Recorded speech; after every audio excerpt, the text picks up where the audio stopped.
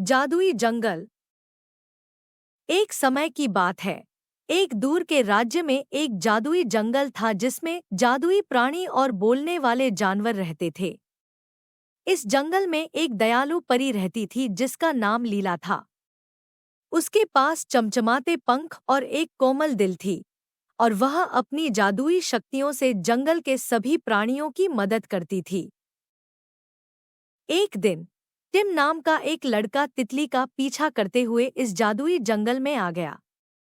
Tim खो गया और डर गया था, लेकिन लीला ने उसे ढूंढ लिया और उसकी मदद करने का फैसला किया। जंगल में यात्रा करते हुए लीला ने टिम को कई अद्भुत चीजें दिखाईं, गाते हुए फूल, नाचते हुए पेड़ और जादुई रोशनी से चमकती हुई नदियाँ।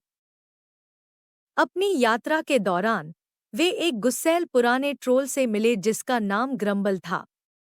ग्रम्बल को उसकी स्वार्थपरता के कारण हमेशा के लिए दुखी रहने का श्राप मिला था। लीला ने टिम से कहा कि केवल एक निस्वार्थ कार्य ही ग्रम्बल के श्राप को तोड़ सकता है। बिना किसी हिचकिचाहट के टिम ने ग्रम्बल को अपनी आखिरी रोटी का टुकड़ा दे दिया, भले ही वह खुद भूखा था। टिम की दयालुता से ग्रम्बल प्रभावित हुआ और अचानक श्राप टूट गया।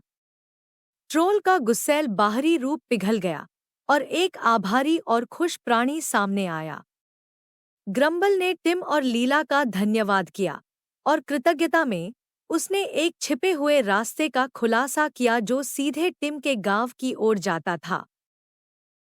जब टिम और लीला जंगल के किनारे पहुंचे तो टिम ने लीला का धन्यवाद किया और हमेशा दयालु और निस्वार्थ रहने का वादा किया। लीला मुस्कुराई और टिम को एक छोटा जादुई पत्थर उपहार में दिया जो तब चमकता जब भी वह कोई अच्छा काम करता, उसे दयालुता की शक्ति की याद दिलाने के लिए।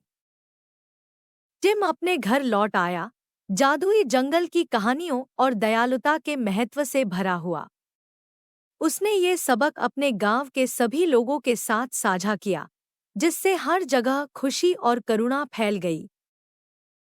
नीतियाँ दयालुता और निस्वार्थता सबसे मजबूत श्रापों को भी तोड़ सकती है और देने वाले और प्राप्त करने वाले दोनों को खुशी दे सकती है।